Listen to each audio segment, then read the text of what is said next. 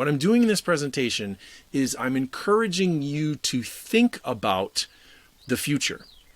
I'm going to talk a little bit about the past and then a little bit about the present, and then I'm going to encourage you to think about the future. And in doing so, I hope that I'm going to help you evolve your business, evolve your show to a place that's beneficial for you. So a couple of things. When I do this stuff, when I talk about this stuff, when I present, sometimes I get excited and I have a tendency to speak in language and tone at times as if I'm just saying this is the way it is. And I want to preface everything right now and say that if you ever sense that that's what I'm doing, I'm telling you right now, that's not what I'm doing. Unless I literally come out and say this is the way it is. Don't let yourself be made to feel like that. Sometimes I just get excited. There's a bunch of stuff I'm going to cover today that, quite frankly, I could just be wrong about. And in the predictive sense of what I'm talking about today, there's definitely chances for me to be wrong. I've paid enough attention to it. I'd like to think I'm making some educated predictions, but I really don't want you to think I'm just saying this is the way it always is or this is the way it ought to be. Hang with me on that. Keep an eye out for that feeling. If I create that feeling in you, remember, Paul said that's not what he means. I used to be an English teacher. So when I think about presentations, I think in terms of learning objectives. If I'm doing my job well, what do you come away with? And so there's 3 core ones for today. The first thing is I want to help increase your awareness of shifting market forces in the entertainment industries. And then from looking at that, identify threats to performance opportunities for traditional stage hypnotists. That's the second one. And then the third one is, it's sort of a linear progression, explore possible alternative opportunities that you might be able to create for yourself or discover for yourself. 5 years ago, I was invited to speak, as I briefly mentioned earlier, at the Ultimate Stage Conference in Las Vegas. Michael DeShalit, Tommy V organized that event, and it was a lot of fun, and I really enjoyed it. And what I said back then, it was 5 years ago from the time of this recording, what I did was I went in and I said, look, I really feel like there's a shift happening, and if you're not paying attention to it, you could be in trouble.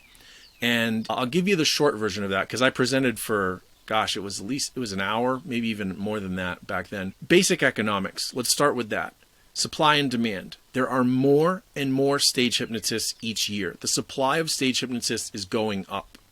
The demand for stage hypnotism is not necessarily going up. We don't have a really good way to track it, but that's what we'll get into more. Is if you look at what we're going to look at is the demand for live entertainment across industries. The trend seems to be that the demand for live entertainment is going down. And I'll show you some of the data about that. So if we're part of the bigger live entertainment ecosystem, it would make sense to think that there's a good chance that our opportunities to get booked for live entertainment are going down also. So you've got supply going up, demand going down. What does that do to prices? In traditional macroeconomics and microeconomics, if you ever took any of that, again, I don't have a degree in economics, but I did take it in college. And the basic stuff to wrap your head around is when supply goes up and demand goes down, prices go down, right? Because there's more than enough of what you need and less people wanting it, and so the price falls. So what I said 5 years ago was, if you recognize this and you want to stay in the stage hypnotism industry, you have to take this into account and make some adjustments. And it's not just one adjustment, it's several adjustments. Number one, you probably need to strengthen your marketing so that you're getting booked more often and you're more competitive against the other stage hypnotists that are trying to go for the same events as you. Number two, what I really pushed for was stop competing on price and compete on the value that you bring to your clients. And that's an issue that's very, very real still. What you have is a ton of stage hypnotists are out there competing on price because they don't know how to communicate the value of their show. And as that happens more and more, it's driving overall pricing for stage hypnotism down. And so almost everyone is being hurt by this. As the marketplace gets used to more and more downward adjusting prices, it's just going to be the expectation that they hold. So then when you come in and try to ask for the price you were used to getting, they're going to be like, what's wrong with you? I'm not giving you that much. Everyone else is asking for this much. That means you've got to be able to communicate the value of the price you're asking for. So the easy analogy is cars. Are you the reliable Honda or Toyota Or are you the Bentley? Are you the Lamborghini, the Ferrari, the high-end luxury brand that commands the absolute top dollar? You can ask for that money, but in order to really get it, if you have any kind of an educated or aware buyer, you have to demonstrate why you deserve that money. And that's what a lot of stage hypnotists aren't doing. So 5 years ago, we talked about that, and I said, look, I don't think there's going to all of a sudden just stop being more and more people getting into stage hypnotism. This is going to be an ongoing issue, and you owe it to yourself to get prepared for how to deal with it. Work on your marketing, work on your unique selling proposition of your show. Be able to talk articulately about these things. What I didn't know at the time was that we were going to have a pandemic. The pandemic came and it changed everything, right? Like we just stopped working for a while and then we started getting into working again. And what's happening is the pandemic has left a lasting impression. The consensus is very clear. We're not going to just go back to the way things were. We will adjust, and there will be a new normal across all facets of living since the pandemic. Well, that includes the way it's affected the business world, and that includes the way it's affected the entertainment industry, which we're part of. So that's what I want to talk to you about, and then look at how can you, instead of just being in denial about that or fighting it, how can you embrace it and actually find ways to make potentially maybe even more money than you were making before. I do think there's a possibility for that. And that comes to this. William Pollard said, learning and innovation go hand in hand. The arrogance of success is to think that what you did yesterday will be sufficient tomorrow. You know, things are always changing. And if you get comfortable existing in the marketplace the way you've existed, at some point, that's going to fail for you. Because the marketplace is evolving and changing. And if you don't keep up with it, then you're going to be in trouble. And now what I'm arguing in this presentation is the pandemic has caused a quantum leap forward in the trends that were already developing in the marketplace. And that's what we're going to talk more about now. Disruption. I grabbed the definition of disruption here, took a screenshot for you. There's two definitions. The first one is disturbance or problems which interrupt an event, activity, or process. The pandemic caused that form of disruption. The pandemic literally disrupted the normal market operation for live entertainment, and it ground it to a halt for about a year. And then it was still in different pockets. It came back sooner than others, and it took over a year for things to really feel like they were getting back toward where they were. But so you had, on the one hand, the pandemic created that form of disruption. Now look at the second definition: radical change to an existing industry or market due to technological innovation. This second form of disruption was already occurring before the pandemic. So what I want you to understand, this is really important. We are facing both forms of the word. Both definitions apply to us. There was a change that was radical in nature to the existing industry of entertainment. And then on top of that, the pandemic came along and interrupted the industry completely. Now, we've gotten past that, but what's happened is the way that it interrupted the industry accelerated the second definition. It accelerated the radical change that was occurring due to technological innovation. Up until the pandemic, I was performing for crowds that very often looked like this. This is the University of North Carolina at Greensboro. I went here year after year, and every year we filled the theater. I believe it was 350 seats. 350 seats, every seat taken, line out the door, people had to be turned away. Right around the time that we were getting toward the pandemic, I started noticing that at my schools that I performed a lot at colleges. That was my main market. Schools like this that I was putting 350 seats a night full, all of a sudden were at 300. And then they were at 250. Like, there was plenty of empty seats. In the span of really about 3 years, it like dropped and it dropped and it dropped.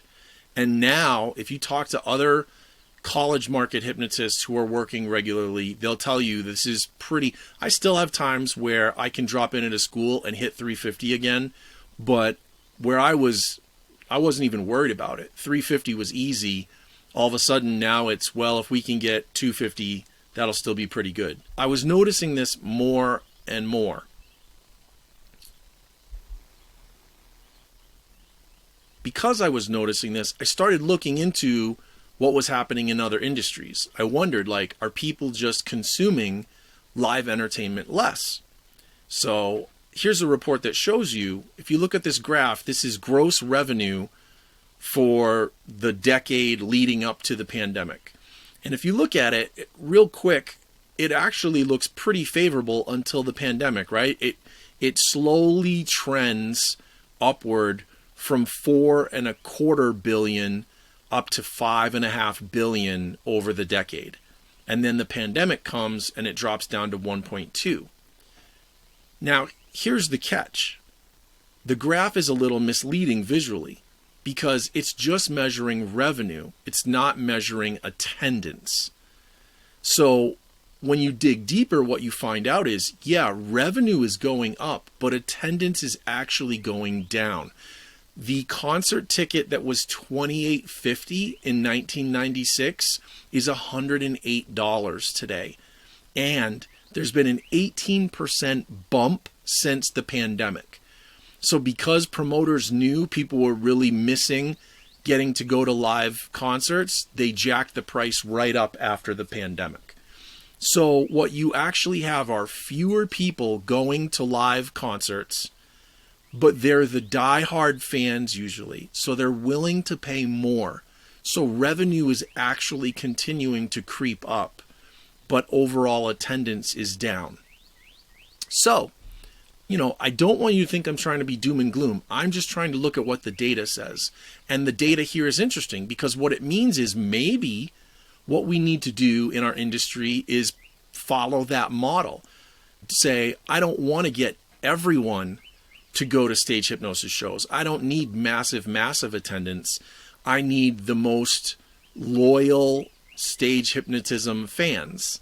Maybe you can tap into markets where you find who those people really are. Maybe you can cultivate a specific following of you, the way that people have a favorite band that they love, right? Like, I've been to see James Taylor 4 times in concert. There's nobody else I've ever gone and seen twice, never mind 4 times, right? Like, I just grew up with James Taylor and I love him and I've gone and seen him 4 times. Maybe that's what you can do as a stage hypnotist. If you can, then you can cultivate a price that's higher maybe than average because of that loyalty factor. But if you're just going on numbers and you're trying to run a lot of numbers, this would suggest that's going to be awfully hard because people are consuming less live concerts. But it's not just concerts. We'll talk more about them. My next slide actually looks at, this is about pandemic stuff. 160 billion minutes. That was the US streaming consumption in March of 2020, in the heart of the pandemic. Now, this is an interesting thing to keep in mind as I'm talking with you about numbers, and as you keep looking at numbers. Human beings are actually not very good at comprehending really large numbers. We're not good at that. So when I say 160 billion minutes to you, most of you really don't have a reference point for that. So thankfully, the report that I found tried to create one. If you were one individual person and you tried to watch 160 billion minutes of streaming, it would take you 304,414 years of straight watch time for you to watch that. Again, look at that number again. It would take you 304,000 years to watch it all by yourself. It's a massive amount of consumption. And then, remember, that was just the streaming consumption in March of 2020. Just in March. In fact, the report said that in the final week, in the last week of December of 2020, I believe it was 2020, in the last week alone, more than this was actually consumed. I can't remember the number, but I remember that it said, whatever the number was, it would have added another 40,000 years of straight watch time. And that was in just 1 week. So during the pandemic, the amount of online streaming consumption absolutely just exploded. It was just absolute massive explosion. And that makes sense, right? We were trapped inside a lot. We couldn't go out. We couldn't go do things. And it would be easy to take the impact of that for granted, to think, yeah, but now we're back and we can. But you have to think about what you know, if you've learned hypnotism, about other factors like conditioning and how people create habits. If people had months, which they did, months and months of getting used to consuming more and more entertainment from the comfort of their own home without having to sit in traffic, without having to pay for tickets, without having to get hotel rooms, all of the things that can be associated with bigger entertainment experiences. Think about the impact that made on their sense of convenience, on their enjoyment and convenience when they stream content at home. There's going to be a carryover effect. Now we're looking at that. Now we're looking at what is the effect of this stuff, right? So I grabbed some more data. Now, attendance at movie theaters is at 1/3 of 2007 levels. So 1/3 as many people are going to the movie theaters now as did in 2007. So for the people, again, like the movie isn't live, right? But for the people to go attend live, that's live entertainment. That's leaving your house to go have an entertainment experience. Comedy clubs are shrinking by about 2.5% per year. That number has been consistent for the last 5 to 7 years from the report that I read. There are about 499 comedy clubs left in the United States, and they're shrinking by about 2.5% per year. The one industry that's done better is the cruise industry. The cruise industry did $7.67 billion in 2022, and they're projecting that by 2028, 6 years from the time of this recording, they will double that revenue level. So they're projecting to go to $15 billion by 2028. Actually, yeah, and that's only 5 years now. I forgot. Now we're in 2023 now, Paul. Yeah. So the thing to think about here is I'm trying to get you to think about market awareness. What markets are you targeting, and are you aware of their status and their demand? And what markets are you not targeting? When I was getting ready and I was helping Jim and Grant with the Performing Hypnosis Summit, one of the promo posts that I did for them, I did a little digging and I found these numbers, that there are close to 4,000 colleges and universities in the United States. So you can target 4,000 colleges and universities for stage shows. There's about 27,000 high schools. So you can target about 27,000 high schools. You can target about 2,000 fairs. You can target about 15,000 campgrounds. And between C corporations, partnerships, and S corporations, and sole proprietorships, there's about 32 million businesses in the United States. Now, in any of these cases, there's going to be ones that aren't realistic. Like out of the 32 million businesses, right, 23 million are sole proprietorships. How many of them are going to want to hire you for a stage show? Not a lot. But again, this is where, think about the size of the number. We're talking millions. You only need to tap into a little for it to move the needle for your business. You don't need to get all 23 million sole proprietorships. You only need to get a few hundred, really, out of millions. So there's so many untapped places for stage hypnotists to get work, right? Like we know, yes, hypnotists are at colleges, hypnotists are at high schools, hypnotists are at fairs, and they're at campgrounds, and they're doing corporate. But at what level are they at it? At what level are you actively targeting these markets, right? And in this post, an example of that is I wrote, in Ireland, Jason O'Callahan is known as the wedding hypnotist. I've never heard of, he's become branded that way. I don't know if he did it on purpose or if it just sort of happened, but Jason does a lot of weddings. He's really busy. I haven't heard of anybody who's like the wedding hypnotist in the United States, even though we have an average of 2 million weddings per year. If Jason O'Callahan can do it in the tiny nation of Ireland, why can't one of us or multiple stage hypnotists here in the US create a really healthy market in the wedding industry in the United States? It's just something to think about. What markets are you not targeting? That's one thing I really want you to keep thinking about as you come away from this today. I was so curious when I got to thinking about it that I was like, all right, I need to run the numbers a little bit.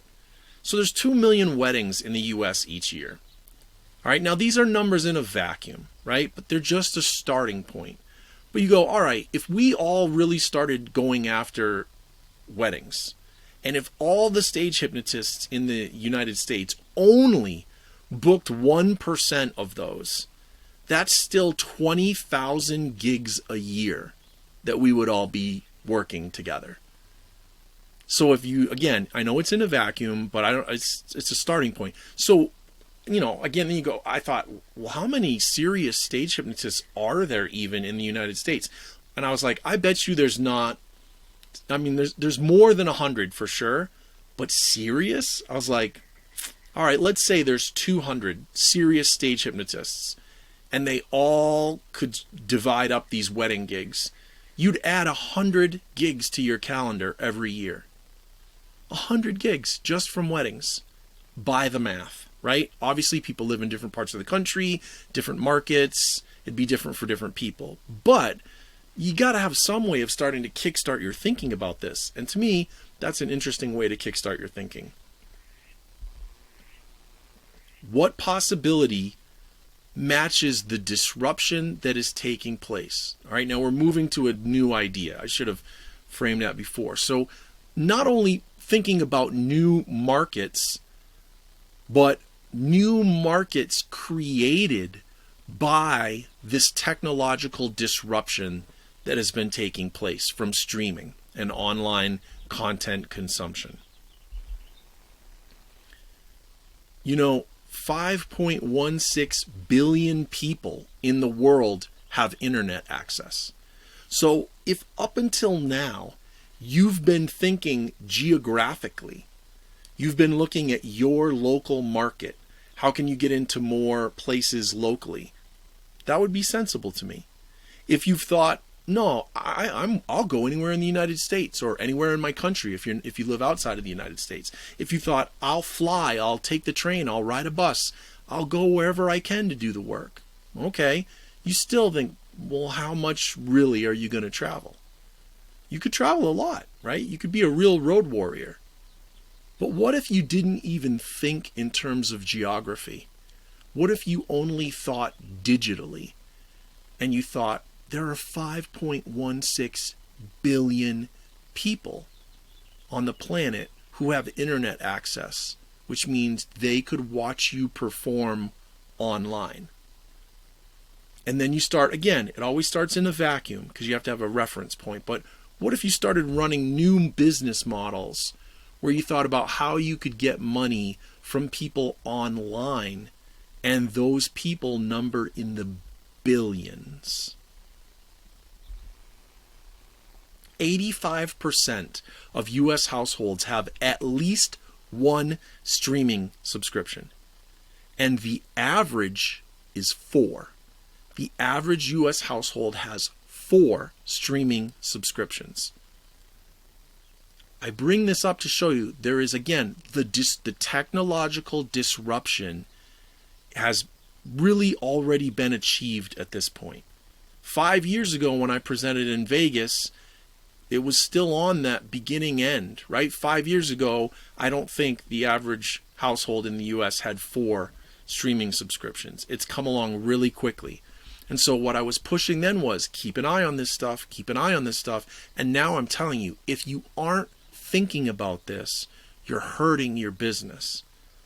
Because what it means is that the actual culture of consumption has changed. So you can still go and look for theaters and places to perform live. You can, and you'll get those opportunities.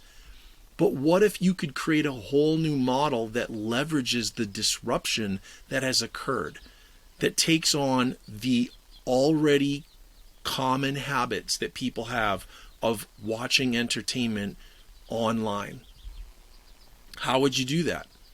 Well, you need to find the people who are comfortable doing the streaming, right? 26% of consumers watch live video streaming for access to exclusive content. So what if you built a model where you got attention through pre-recorded content, right? YouTube videos, TikTok videos, Instagram Reels, Facebook Reels, right? And then you built an audience, and then you offered them the chance to have access to exclusive content that happens live. What if you streamed a show live and people could only get access to it if they bought a digital ticket? That's just one idea. 5 years from now, this is the stuff I think we're going to be seeing happening more and more. It's already happening now, but it's just starting to happen. And I haven't seen any stage hypnotists doing it. They could be ones that are, but I haven't seen it. Well, I'm seeing it in I'm seeing comedians, musicians, stuff like that, magicians, right? But so 5 years, really, I think if you haven't figured it out in the next 5 years, you're going to be left behind. You're really going to be left behind. You need to be figuring it out right now and testing it and revising it and getting it going so that you're the early adopter who wins the day. You can play catch up later, but I think it's going to be a lot harder. Gabor George Burt said, meaningful innovation does not have to be based on outright invention. Rather, there's an exhilarating shortcut. It is based on bold new combinations of already existing components, emphasis there, that simultaneously unlock heightened levels of consumer value and reduce costs. So what I'm trying to prompt you to think about here is, what are the already existing components that you have access to on the internet that can give the consumer a new kind of value while reducing your costs? What if you're doing shows and you don't have to buy an airplane ticket, and you don't have to stay in a hotel, and you don't have to rent a venue and 4-wall yourself? What if you have a space and you're doing live stage hypnotism in a different way, and you're streaming, or you're, doing pay-per-view? That's what we're going to talk about now. The components already exist. YouTube, Twitch, Patreon, Zoom, Uscreen, Ticket Tailor. There's lots and lots of them. That's probably the biggest challenge, is that there's so many. They don't all do the same things. It gets a little overwhelming, and so people just ignore it and walk away from it. I don't think you can afford to do that at this point. I think you've got to start learning. You've got to put in the time and learn how to do this stuff so that you can figure out how to leverage these already existing components and build yourself a new model. Digital busking. Busking's really old, right? Jugglers, mimes, clowns, busking on the street, musicians, right? Well, what if you went out and did street hypnosis, which is already popular with a lot of hypnotists, right? But what if you stopped doing it just to work on techniques, or just to get little short videos to get attention and attention on YouTube and stuff and TikTok? What if you built a model where you go out and you busk, but you stream it live on Twitch or YouTube, and people tip you, and just like throwing money in a hat for a live busker? I've always been impressed with buskers. I think, and again, for those of you who might not be familiar with the term, busking is street performing, right? So there's a long tradition of busking across cultures. And it's a lot of it's really fun, right? It's cool, it's creative, it's interactive. It's there's no chairs, there's no lighting. You're out on the street, you're right up close with people. If you think you can match that well, if you're good with everything not being absolutely structured to the 10th degree, and you have a good routine that you can do out on stage, and you're okay with people walking by and people coming and going, if you can get good at that, imagine if you set it up and you had it all streamed and people were just tipping you. Again, over 5 billion people on the planet. You could build an audience. These people that have internet access, and people could be watching you on another continent. They could be watching you in the morning. They could be watching you at night, whatever time of day it is. And if you're bringing them value and you're really entertaining them, they can leave you a tip. There's different options for tipping. YouTube has its own currency system, so does Twitch, and you can set up links to like PayPal or Venmo where they can go to your PayPal or your Venmo and they can leave you a tip there. Digital busking, first option. Pay-per-view, what I'm calling the Andrew Schulz model. Bear with me, this is an interesting story if you haven't heard it already. Andrew Schulz has been working as a stand-up comedian for years, and he's done an outstanding job of producing a prolific amount of content on all the major platforms. And he's leveraged that content creation to get himself a huge internet following. And once he had that huge internet following, finally one of the streaming companies came to him. I don't know if it was, some people say it was Netflix, some people say it was Amazon. He won't say who it is because I think he doesn't want to burn the bridge with them. You'll understand when I tell you the rest of the story. The streaming company came to him and said, we'll give you $250,000 to do your first comedy special. And he was like, all right, great. So he signs on and they pay him $250,000 and he records his first comedy special. When it's done, they come back to him and they say, hey, we need you to take out this joke, and we need you to take out this joke, and we need you to take out this joke. And he's like, I'm not taking out any of my jokes. My jokes, that's my routine. My jokes are my jokes. And they're like, we are not comfortable with those jokes, and we will not run the special with those jokes in there. They have to come out. And he says, no, I'm not doing it. I'm not censoring my routine. And they're like, well, then this comedy special will never see the light of day. And so he says, now he could have just said fine and kept his $250,000, right? But he says, well, what if I give you the $250,000 back? Will you give me the recording? And they say, you can't just give us the $250,000 back, because not only did we pay you the $250,000, we also paid the camera, the production staff, right? We paid all those people, so it costs us more than $250,000 to do the show. And so he goes, all right, fine, I'll pay you for that too. So he hasn't said exactly what the number is. It seems to have been somewhere around $300,000. So he pays somewhere around, like he says it was his whole life savings. He puts $300,000, he pays for the special, and they give him the special. He takes the special, he puts it on his website, and he puts it behind a paywall. And then he messages all of his fans on all of the platforms that he's on. And he says, great news, I have my first comedy special. It's on my website and you can get a ticket, but I'm only selling tickets for 1 week.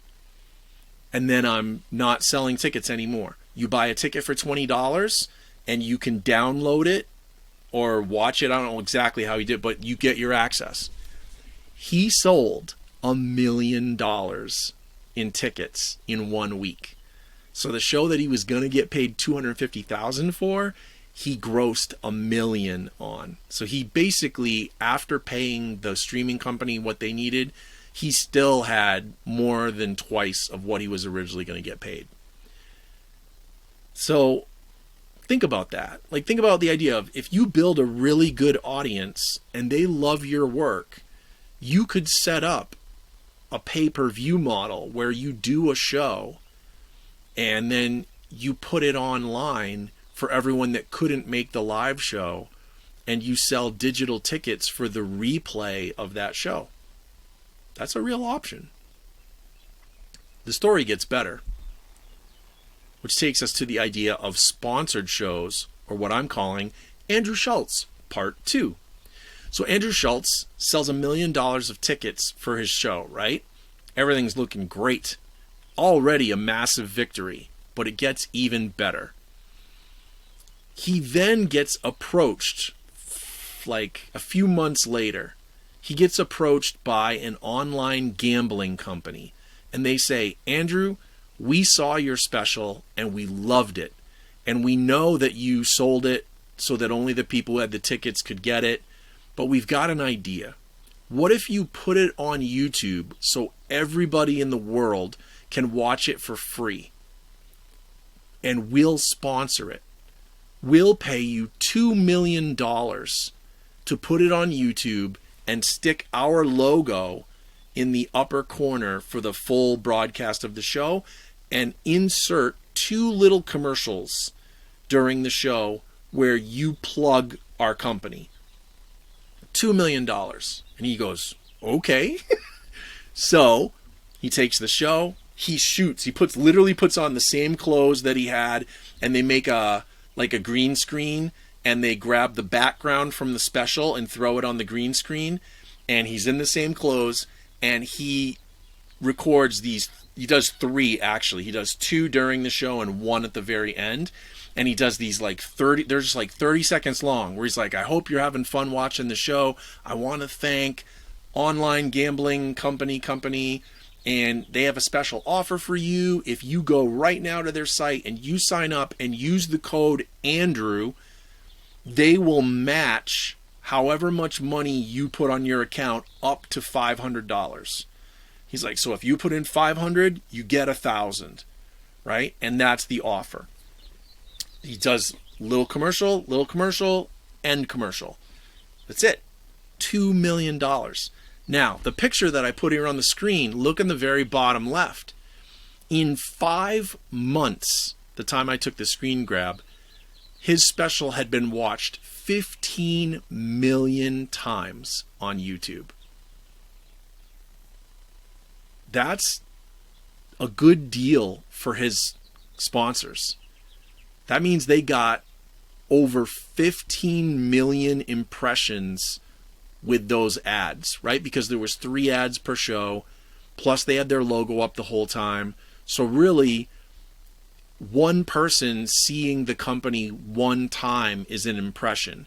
Well, each person who watched it really probably saw more than one of the commercials and looked at the logo more than once. So they got well over 15 million impressions for their $2 million.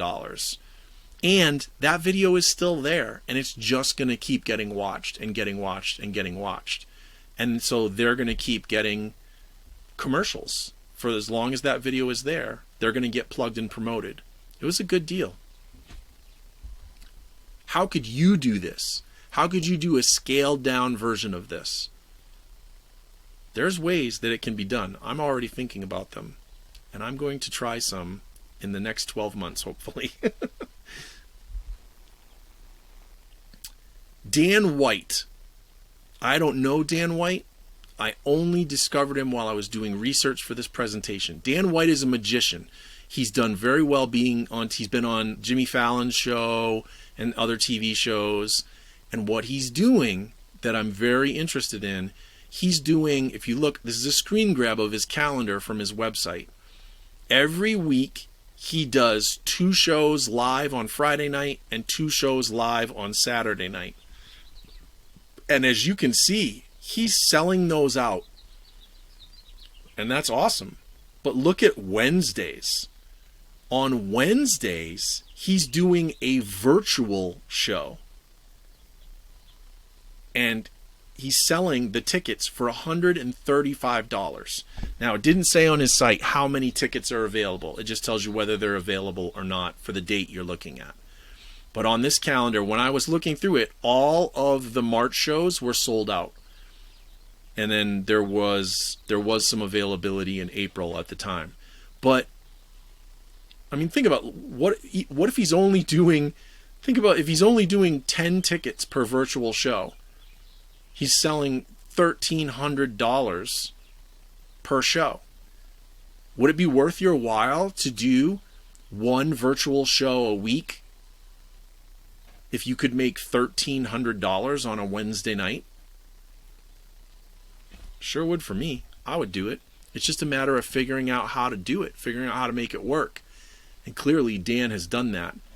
But my point in bringing it up, my point in showing it to you is, again, this isn't like, I don't want you to talk about like, well, someday. Like, people are doing it right now.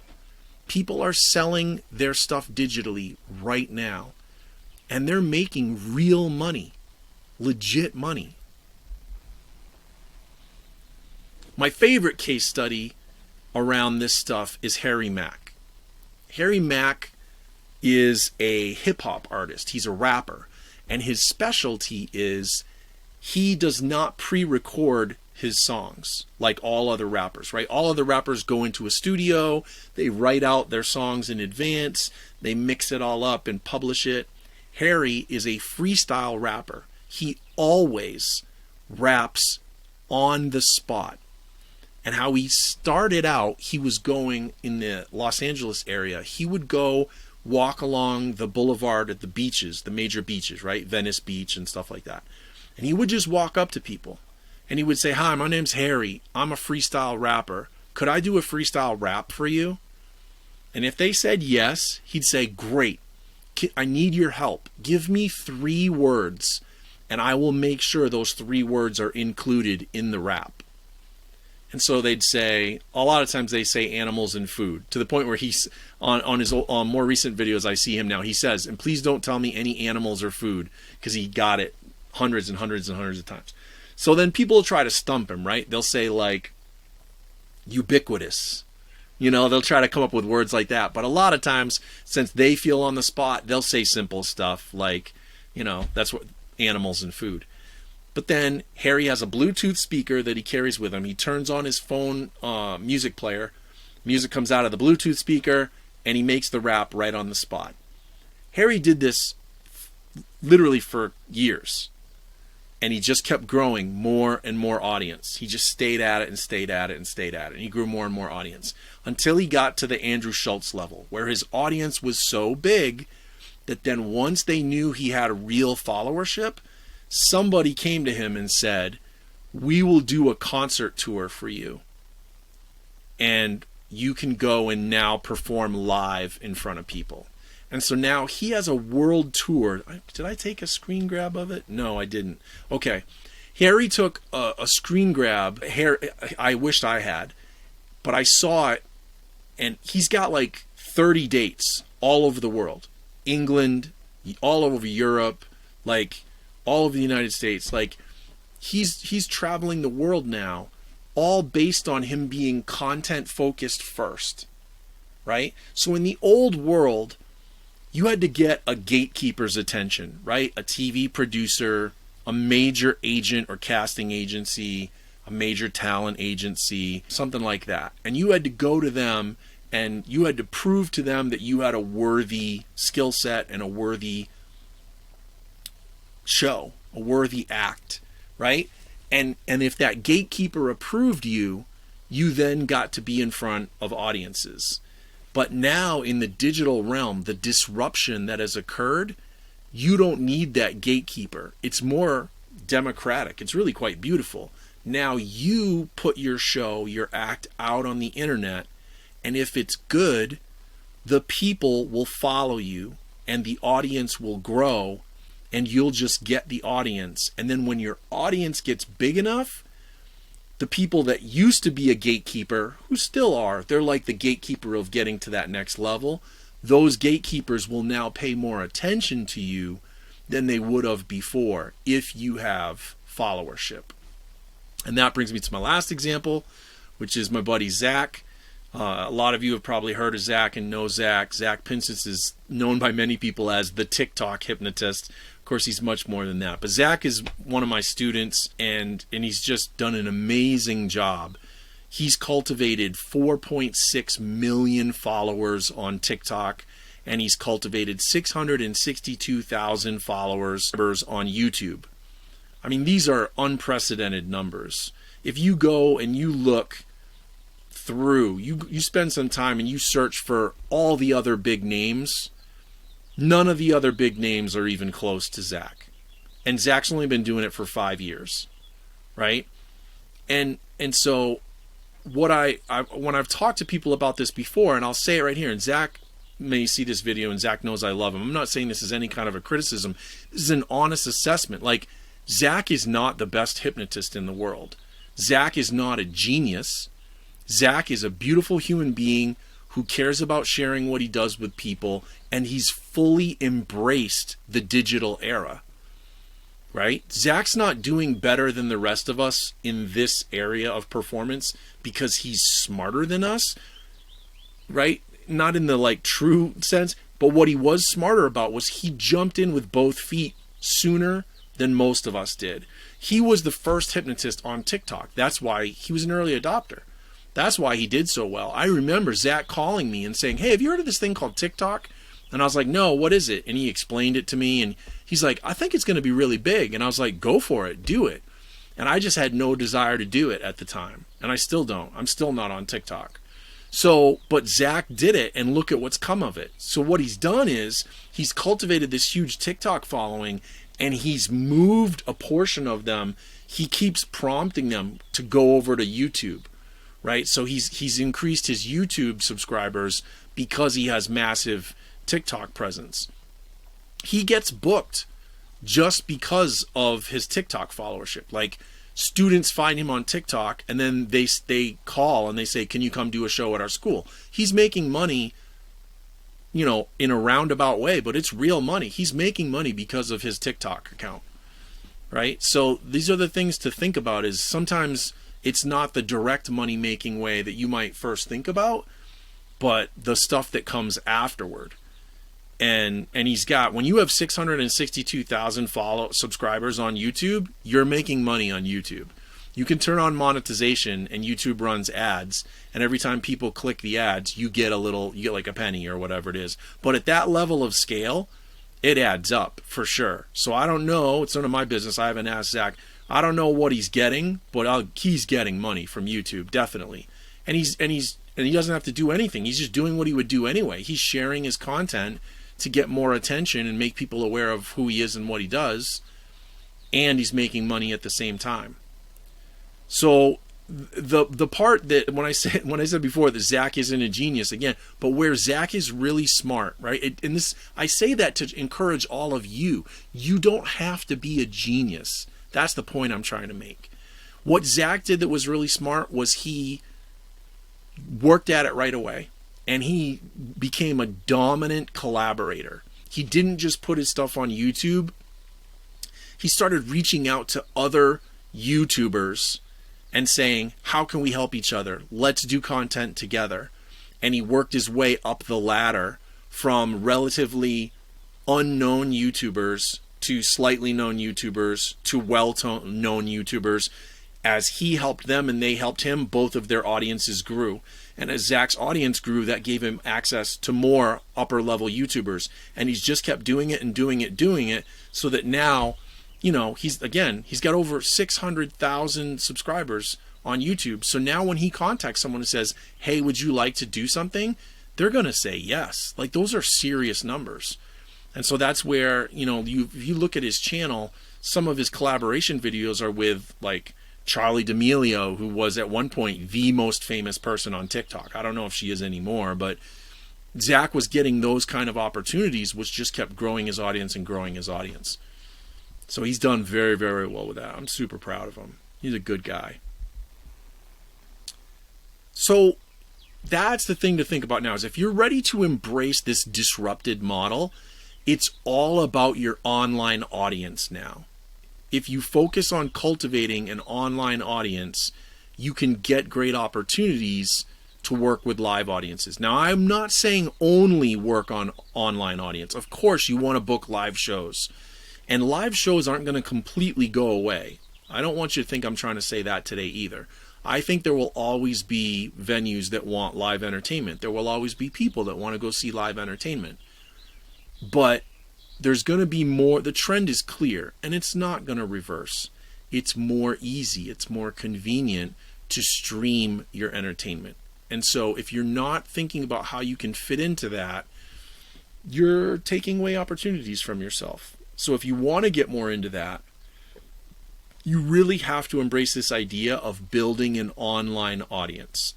Produce content that gets attention, builds an online audience, and then leverage that online audience to do the other things that you want to do. All right, that's it. So if we wrap up and review, you basically have two choices. You can stay in the old model, and you can. You can stay in the old model and just look for live venues. If you're doing that, it goes all the way back to what I said when I was talking about my appearance in Las Vegas 5 years ago. I would encourage you, if you're going to stay in the old model, to focus more and more on how you clarify the value that your show brings to the potential booker. If you just keep focusing on price, you're going to make less and less money for doing the same amount of work. I don't see how that's worth it. The price, if people in our profession don't stop, it's becoming a real problem. There's a bunch of stage hypnotists out there that are just lowballing each other over and over and over again. And that's going to damage the market. It already is damaging the market, but it's going to get worse and worse as you get more and more stage hypnotists. And that's going to keep happening. So you have to focus on how, if you're in the old model, the traditional stage hypnotism model, performing live in a venue, if you want to get booked, what's your unique selling proposition? What do you bring to the table? What kind of an entertainment experience are you going to provide for people that's different than the 20 other hypnotists they could be hiring? Or really, it really is or embrace the disruption and move to the new model. In addition to doing live shows, which are a ton of fun, of course you want to keep doing live shows, how could you start doing digital shows, pay-per-view shows, digital streams that let people all over the world have live access to you or pay-per-view access to you and make your money that way? That's the conversation that needs to keep happening. If you stay in the old model, we already did that. I said if you stay in the model, in the new model, if you move to the new model, you have to cultivate your audience. You've got to consistently produce content, not here and there. It has to be all the time. And it probably really needs to be multi-platform. At the minimum, you need to become a dominant YouTube content creator. And really, you should probably also be taking that content and repurposing it to Instagram and, Facebook and, the other platforms, TikTok, the other platforms that are out there. How many you do is up to you.